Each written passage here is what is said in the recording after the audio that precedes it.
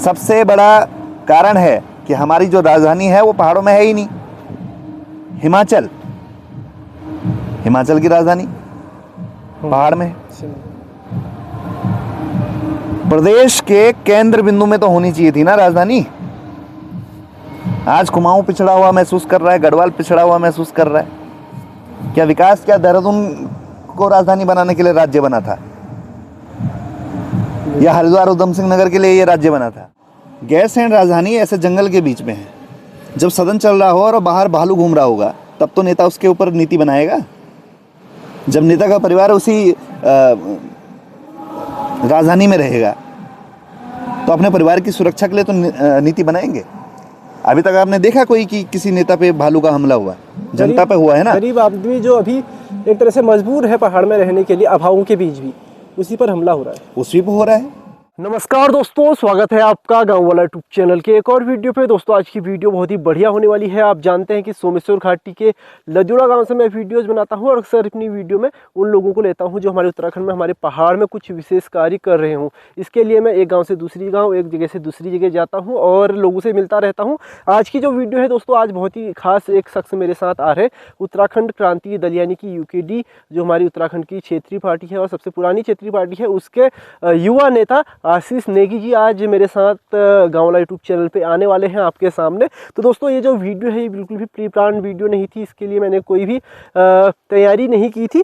हुआ यूँ कि कुछ दिन पहले मैं गया था गागरीवोल, जहाँ पे हितैषी संस्था जो है जिसको डॉक्टर किशन सिंह राणा जी चलाते हैं, उसका एक कार्यक्रम था किसान महोत्सव। तो उसको कवर करने वहाँ गया था और मुझे पता नहीं था कि वहाँ पे बतौर गेस्ट आशीष नेगी भी पहुँचने वाले हैं। जब मैं वहाँ पहुँचा तो मैंने देखा कि वो भी वहाँ पे उपस्थित थे। तो मेरा कब से मन था, मेरी दिली इच्छा थी कि मैं उनके साथ एक वीडियो करूं, लेकिन मुझे पता नहीं था कि वो वहाँ पे उपस्थित होंगे। नहीं तो मैं कुछ और बढ़िया से और भी मतलब कठिन सवाल उनके लिए तैयार करके ले जाता। लेकिन जब वो वहाँ पे देखे तो मैंने सोचा कि आज मौका है, इनको अपने चैनल पे लेते हैं, इनसे बातचीत करते हैं। क्योंकि आज उत्तराखंड के कई युवा जो लोग हैं, युवा क्या वृद्ध भी, जिन्होंने उत्तराखंड को बनते हुए देखा है, बनते ही नहीं एक तरह से युवा होते हुए देखा है, वो भी आशीष नेगी को सुनने वाले हैं, उनको पसंद करने वाले हैं। और एक बड़ा तबका, मतलब जो हमको दिखता है मोटा मोटी, चाहता है कि उत्तराखंड में जो है क्षेत्रीय पार्टी सत्ता में आए। तो उत्तराखंड की जो महत्वपूर्ण और प्रमुख क्षेत्रीय पार्टी है उत्तराखंड क्रांति दल, उसके नेता हैं आशीष नेगी। और अभी उनकी काफ़ी सारी जो है फैन फॉलोइंग बढ़ती जा रही है। उनका जैसे कहते हैं कि एक चेहरा विकसित हो रहा है नेता के रूप में।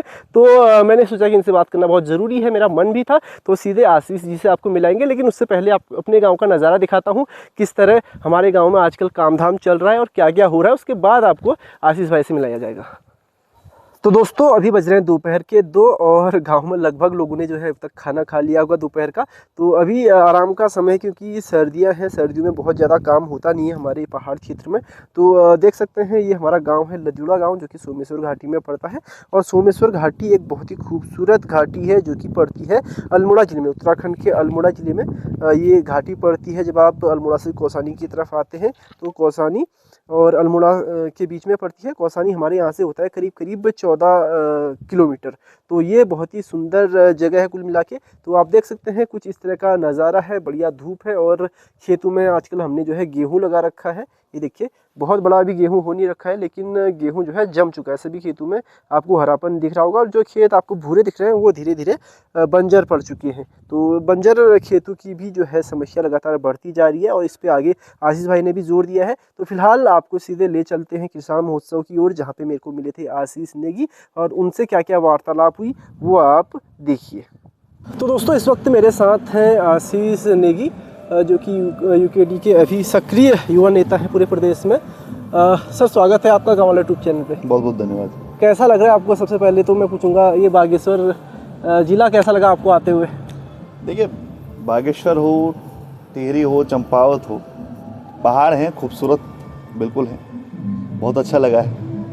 तो अभी आप, मैं देख रहा हूँ आप पिछले कई समय से सोशल मीडिया में काफ़ी सक्रिय हैं और जो भी आंदोलन हो रहे हैं, जो भी आक्रोश रैलियाँ हो रही हैं, उनमें आप पूरा प्रतिभाग कर रहे हैं। तो क्या लगता है आपको 2027 के चुनाव बहुत नज़दीक है, इस बार UKD कुछ सीटों पे अपना वर्चस्व जमा पाएगी? देखिए, आप ये देखिए कि यदि आपको पहाड़ बचाना है, आपको राजधानी गैरसैंण बनानी है तो आपको यूकेडी लानी पड़ेगी। आपको यदि इस प्रदेश में पहला रोजगार चाहिए तो आपको यूकेडी लानी होगी। हमारा सत्ता में आना यहाँ की जनता के लिए ज़्यादा ज़रूरी है और जनता लामबंद हो रही है, धीरे धीरे हो रही है। सोशल मीडिया के माध्यम से आज हम घर घर तक पहुँच चुके हैं। जब हम ज़मीन पे जाते हैं तो कहीं ना कहीं लोग मिलते हैं और एक जुड़ाव जो है जनता और यूकेडी के बीच में वो है निरंतर मजबूत हो रहा है। अच्छा, ऐसा आपको लग रहा है? जी। अच्छा, तो आरोप लगता है कि आप मैदान और पहाड़ में एक तरह से उसको उस ऐसी राजनीति करते हैं कि मैदान और पहाड़ी वाली राजनीति करते हैं, उसको तोड़ने वाली बात करते हैं। तो इस पे आप क्या कहेंगे? मैं कई बार देखता हूँ लोग ऐसा आरोप लगाते हैं कि ये मैदान पहाड़ी कर रहे हैं करके। देखिए, इसका मैं कई बार पूर्व में जवाब दे चुका हूँ। आप लोगों को भी थोड़ा सा उस पर होमवर्क करना चाहिए। मैंने कई बार जवाब दिया है कि हमारी विचारधारा के अकॉर्डिंग कहीं पे मैदान एग्जिस्ट करता ही नहीं है। हम उच्च हिमालय, मध्य हिमालय और निम्न हिमालय वाले लोग हैं और यहाँ पे मैदान जैसा शब्द ही नहीं। पहाड़ी राज्य है, नारसन मलारी से लेके नीतीमाणा, धारचूला, खटीमा पूरा पहाड़ी राज्य है और हम पहाड़ के लोगों के हकों की बात करते हैं। जो भी यहाँ से 1950 से पूर्व यहाँ पे रह रहा है उसके अधिकार की बात करते हैं। अच्छा, आपका मैंने आपके पुराने इंटरव्यू देखे कुछ, उसमें आप बताते हैं कि जो यूकेडी का मिशन है, यूकेडी चाहती है कि जो पहाड़ी राज्य है उत्तराखंड, उसमें बहुत सारे और ज़िले ऐड किए जाएं, तब शायद विकास हो पाएगा। लेकिन आपको ऐसा नहीं लगता है कि जब हम ज़िले बनाएंगे तो उतना खर्चा आएगा? तो खर्चा कहाँ से आएगा इतना, मतलब पैसे, बजट जो होता है?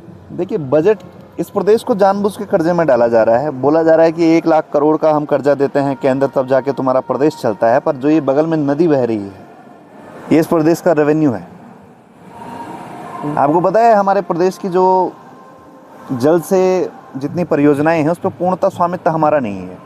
करोड़ों की बिजली का उत्पादन डेली होता है, उसका स्वामित्व हम पे नहीं। हमारे पूरे संसाधन जो हैं वो बिल्कुल अपने कब्जे में रखे गए हैं, अन्य राज्यों को भेंट चढ़ाए गए हैं और हमें बोला जाता है कि हम तुम्हें बजट देते हैं, उसकी वजह से तुम्हारा प्रदेश चलता है, जबकि ये झूठी बात है। 30% योगदान है उत्तराखंड का पूरे देश के पानी में। बिजली में कितना कंट्रीब्यूशन है वो आप निकाल के देखिए। एक दिन का रेवेन्यू कितने करोड़ का है बिजली का, वो आप खुद देखिएगा।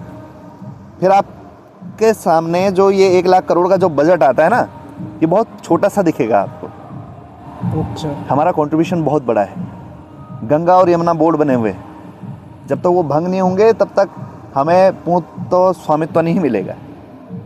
यहाँ का तो जो ग्रीन रेवेन्यू है, ग्रीन बोनस जो है, वो भी उत्तर प्रदेश को चला जाता है। हमारे हिस्से में क्या आता है? कुछ भी नहीं। बिल्कुल सही बात है। तो मतलब बजट की कोई दिक्कत नहीं होगी, बस ये चीज़ें सुधारनी होंगी हैं तो? बिल्कुल, बजट कोई इशू है ही नहीं। जो आज सत्ता में बैठे हुए हैं या जो 25 वर्षों से सत्ता में थे, इनका ध्येय पहाड़ के प्रति था ही नहीं। ये केवल और केवल जब सत्ता में आते थे तो सोचते थे कि अगले 5 साल सत्ता कैसे बनाई जाए। इन्होंने कभी बुनियादी मुद्दे जो हैं हल नहीं किए। आज कह रहे हैं कि पहाड़ों में प्रोडक्शन करिए, आप सेब उगाइए, आप गेंदा उगाइए, आप माल्टा उगाइए, पर बेचेंगे कहाँ पे? क्या आपके क्षेत्र में कहीं पे ऐसी मंडी है जहाँ पर किसान जो है अपना जो उगाया हुआ जो सामग्री है उसको बेच सकता है?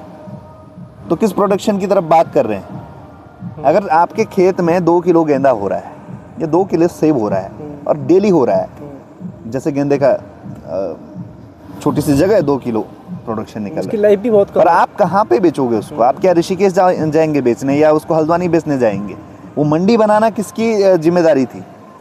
आज हिमाचल का एग्जाम्पल देते हैं। हिमाचल में सेब का पौधा यहाँ से गया है, उत्तराखंड से। अच्छा, देश का पहला सेब उत्तराखंड में हुआ है। अरे वाह। तो जब हमारे यहाँ से एक पौधा अन्य राज्य में जाके आर्थिकी बन सकता है तो इसका मतलब वहाँ पे नीति बनाने वाले लोग थे, विजन वाले लोग थे।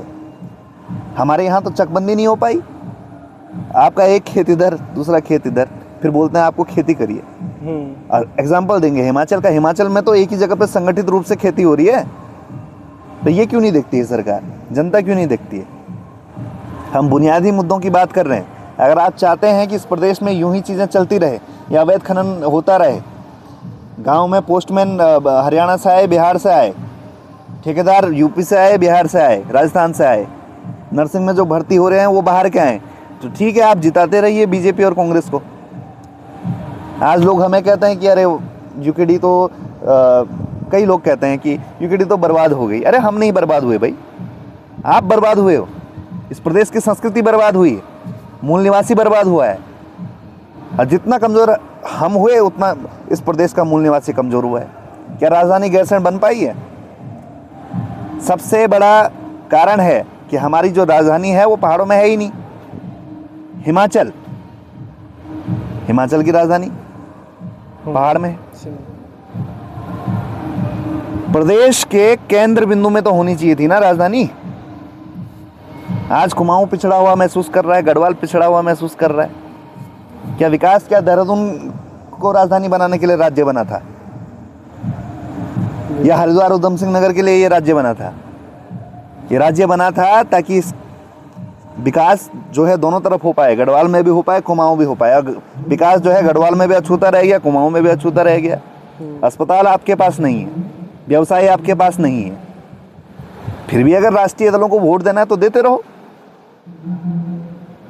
एक छोटे दल के लिए मतलब क्षेत्रीय दल के लिए कितना मुश्किल होता है चुनाव लड़ना, क्योंकि आज हम देखते हैं कि संसाधनों के बिना अभाव में भी कई सारे चुनाव हमारे पास मुद्दे होते हैं, लेकिन संसाधन नहीं होते, लोगों तक हम पहुंच नहीं पाते हैं। तो आप किस तरह से 2027 में ये तैयारी कर रहे हैं कि आप लोगों तक पहुंच पाएँ और आपके पास पर्याप्त संसाधन हो लड़ने के लिए? देखिए, हमारे साथ जनभावनाएँ हैं, हमारे पास कई लोग हैं जो अभी सक्रिय रूप से जुड़ रहे हैं, कई लोग हैं जो अंशदान करना चाहते हैं। और मुझे नहीं लगता कि संसाधनों के दम पर कभी उत्तराखंड क्रांति दल ने राजनीति की हो। हमने संघर्ष के दम पे राजनीति की है। हमारा जो नेता है वो संघर्ष के दम पे पैदा होता है। हम लोग पैदल चलने वाले हैं, हम लोग भूख हड़ताल करने वाले हैं, हम लोग नुक्कड़ करने वाले हैं। हम जगह जगह जाके लोगों को जागृति करते हैं। संघर्ष करने हमारे हाथ में है और हम करते रहेंगे। लेकिन अभी हम 25 में हैं और 25 साल पहले राज्य निर्माण हुआ था, उसमें यूकेडी की बहुत महत्वपूर्ण भूमिका थी। उस समय यूकेडी केवल कुछ ही सीटों तक सिमट गई और अब आपको लगता है कि जो जिसने राज्य निर्माण किया था वो सत्ता बना सकती है या फिर कुछ सीटों पर काबिज हो सकती है, जबकि आज के जो युवा हैं उन्होंने देखा ही नहीं है कि यूकेडी ने किस तरह से संघर्ष किया है।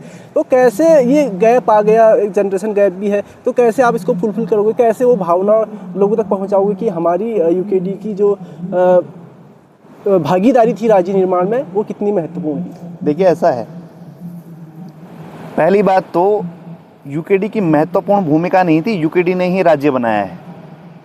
ये इतिहास भले ही किताबों से हटा दिया गया हो, पर आज भी आप पन्ने टटोलें तो आपको मिल जाएगा। हम ही थे जिन्होंने 1979 में बोला था कि उत्तराखंड बनेगा और उत्तराखंड क्रांति दल राज्य के लिए ही गठन हुआ था। हमारे ही लोग मारे गए, हमारे ही लोगों ने आंदोलन किए। तो महत्वपूर्ण भूमिका नहीं, यूकेडी ने ही राज्य बनाया है। अच्छा, जब तक ये तो राजधानी गैरसैंण नहीं बना पाए हैं, राज्य हमने बनाया है, राजधानी भी हम ही बनाएंगे, असली स्वरूप भी इसको हम ही देखते रहेंगे। और बात रही युवाओं तक पहुंचने का, तो हम सोशल मीडिया के जरिए बहुत लाखों युवाओं तक पहुंच चुके हैं, लोग समझ भी रहे हैं। हमारी लड़ाई सांस्कृतिक लड़ाई है, हमारी लड़ाई भाषा की लड़ाई है, हमारी लड़ाई पहचान की लड़ाई है। पूरे देश में जो राज्य हैं वो भाषाई भिन्नता पे, सांस्कृतिक भिन्नता पे बने हुए हैं और हम उस संस्कृति को बचाने की बात कर रहे हैं। ये जो राष्ट्रीय दल हैं ये एक रूपता का परिचय है। ये कहते हैं कि एक झंडा होगा, ये कहते हैं कि एक धर्म होगा, एक नारा होगा, एक संस्कृति होगी, पर ये देश भिन्नताओं का है और हम उस भिन्नता को जिंदा रखने की बात करते हैं, क्योंकि वो असल भारत है। युवाओं तक हम पहुंच रहे हैं, मजबूती से पहुंच रहे हैं। इस प्रदेश का नवनिर्माण करना होगा तो इस प्रदेश का युवा करेगा, उत्तराखंड क्रांति दल के साथ खड़ा होगा। आज लाखों लोग लामबंद हैं, आज तक तो इतना चर्चा भी नहीं थी। और बात रही सोशल मीडिया की, तो ये तो मोदी जी भी तो सोशल मीडिया से बने हैं, और कहाँ से बने हैं। सोशल मीडिया को कमज़ोर मत समझिए। आज हम एक समय पर लाखों लोगों से संवाद कर सकते हैं, और आज तक क्योंकि मीडिया इनकी थी, डिजिटल मीडिया था नहीं, तो हमारी विचारधारा गांव तक पहुंच ही नहीं पाई। लोग बोलते थे यूकेडी वाले आते तो हैं, पर इनका विज़न क्या है। तो क्या आपका विज़न है? हमारा विज़न मैंने अच्छे से समझा रखा है कि 23 ज़िले हमने बनाने हैं, हमने राजधानी गैरसैंण बनानी है, हमने मूल निवास 1950 लागू करना है, हमने जल जंगल ज़मीन का अधिकार। एक वीडियो में मैंने बोला था कि आप बुनास भी नहीं ला पाएंगे, काफल भी नहीं ला पाएंगे, तो वो जंगल का अधिकार। हमारे लोग ऐसे न मारे जाए भालुओं के हमले से, गुलदार के हमलों से। उसके लिए नीतियाँ बनेंगी। क्या लगता है क्यों लगातार भालू के गुलदार के हमले तो हम सुनते आ रहे हैं, झेलते आ रहे हैं, लेकिन पिछले 1-2 साल में भालुओं ने भी बहुत हमला किया। क्या आपको इसका कारण लगता है, वैज्ञानिक या कारण फिर क्या है? सामाजिक? अब देखिए, वैज्ञानिक कारण आप बोलेंगे, मैं तो आपको राजनीतिक कारण देता हूँ ना। राजनीतिक कारण बताइए। राजनीतिक कारण है गैरसैंण राजधानी ना होना। गैरसैंण राजधानी ऐसे जंगल के बीच में है। जब सदन चल रहा हो और बाहर भालू घूम रहा होगा, तब तो नेता उसके ऊपर नीति बनाएगा। जब नेता का परिवार उसी राजधानी में रहेगा तो अपने परिवार की सुरक्षा के लिए तो नीति बनाएंगे। अभी तक आपने देखा कोई कि किसी नेता पे भालू का हमला हुआ? जनता पे हुआ है ना। गरीब आदमी जो अभी एक तरह से मजबूर है पहाड़ में रहने के लिए, अभावों के बीच भी, उसी पर हमला हो रहा है। उसी पे हो रहा है। क्या जंगल कोई नेता जाता है घास काटने? नहीं जाते हैं। तो सिंपल सी बात है, जब तक नेता हमारा जीवन नहीं जिएंगे, पहाड़ में रहने वाला व्यक्ति नेता नहीं बनेगा। जिसकी गौशाला हो, जो चारा पत्ती लेने जाता होगा, तो वो उस दर्द को समझेगा ही नहीं। नेता हम सुनते हैं जो दिल्ली देहरादून चले जाते हैं, हल्द्वानी में बस जाते हैं, तराई की तरफ चले जाते हैं। बिल्कुल। जब गैरसैंण राजधानी रहेगी, लोग वहाँ बैठेंगे तो नीतियाँ भी बनेंगी। अन्यथा वो भी नेता भी ऐसे ही शिकार होंगे जिस तरह से जनता हो रही है। दुख तो समझेंगे, पता तो चलेगा, खरौंस लगती है तो कितना दर्द होता है। दर्द होता है। तो एक आखिरी सवाल अब आपसे पूछूंगा कि क्या लगता है आपको, कितने, पहले तो मैं पूछना ये चाहूँगा कि अभी कैसी तैयारी है, कितने सीटों पे आप लड़ेंगे? सभी सीटों पे लड़ेंगे 2027 में, या फिर कुछ ही सीटों पे जहाँ पे आपको लगेगा कि यहाँ पे हम पकड़ मजबूत है? नहीं, ऐसा कुछ नहीं है। पकड़ इस समय पूरे उत्तराखंड में परिवर्तन की मांग है और 70 विधानसभाओं पे चुनाव लड़ेंगे। 11,000 बूथों पर बूथ अध्यक्ष बहुत जल्दी बनने वाले हैं। केवल यूथ की बात कर रहा हूँ मैं अभी, जो हमारी कार्यकारिणी बन रही है। इसमें कई जो वर्तमान जिला पंचायत हैं वो भी हमारे साथ आ चुके हैं। क्षेत्र पंचायत जो हैं, प्रधान हैं, एक बहुत अच्छी टीम आपको ज़मीन पे देखने को मिलेगी। और निश्चित तौर पे हम लोग अभी काम कर रहे हैं। थोड़ा सा समय और लगेगा, पर चुनाव आने से 6 महीने पहले करीब हम बहुत मजबूत स्थिति में होंगे संगठन के स्तर पर। बहुत बहुत धन्यवाद बातचीत करने के लिए। आप यहाँ पे आए हुए थे कार्यक्रम में, लेकिन आपने हमको 15-20 मिनट अलग से दिए, उसके लिए निकाल के, इसके लिए गाँव वाला आपका शुक्रिया अदा करता है। बहुत बहुत धन्यवाद। जय उत्तराखंड। तो दोस्तों, ये थे आशीष नेगी। उम्मीद करता हूँ आपको इनसे मिलकर अच्छा लगा होगा। तो फिलहाल दोस्तों, इस वीडियो को समाप्त करते हैं। अभी तक आपने मेरे यूट्यूब चैनल गाँव वाला को अगर सब्सक्राइब नहीं किया है तो कर लीजिएगा। मिलेंगे आपको 2 से 3 दिन बाद किसी और वीडियो के साथ। तब तक के लिए tata bye bye, take care, जय श्री राम, टाटा।